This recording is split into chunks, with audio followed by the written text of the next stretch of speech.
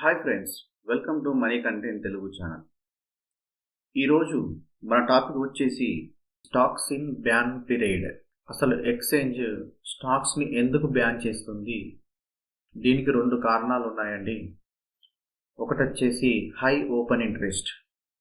ఒక స్టాక్ యొక్క derivative కాంట్రాక్ట్లో open interest అనేది అంటే మార్కెట్ వైడ్ పొజిషన్ లిమిటెడ్ అనేది 95% దాటితే ఆ స్టాక్ బ్యాన్ పీరియడ్లోకి వెళ్తుంది. హై ఓపెన్ ఇంట్రెస్ట్ అనేది స్టాక్ లోపల ఎక్కువ స్పెక్యులేషన్ ఉంది అని ఇండికేట్ చేస్తుంది. దీనివల్ల స్టాక్ లోపల వోలటైలిటీ పెరుగుతుంది. అందుకనే ఎక్స్చేంజ్ స్టాక్ని బ్యాన్ చేస్తుంది. రెండవ కారణం వచ్చేసి ప్రైస్ మూమెంట్. ఒక స్టాక్ లోపల ప్రైస్ ఒకే రోజు 5% కంటే ఎక్కువ పడిపోతే ఆ స్టాక్ను ఎక్స్చేంజ్ బ్యాన్ పీరియడ్లో పెడుతుంది.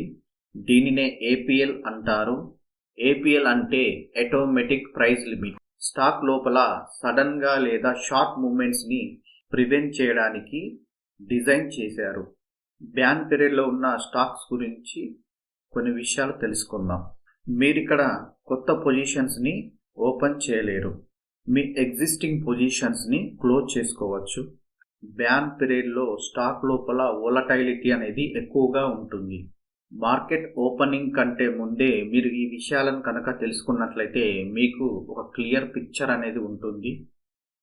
మా వీడియో కనుక మీకు నచ్చినట్లయితే లైక్ చేయండి, షేర్ చేయండి, సబ్స్క్రైబ్ చేయండి. అదేవిధంగా పక్కనే ఉన్న బెల్ ఐకాన్ని ప్రెస్ చేయండి. జై హింద్.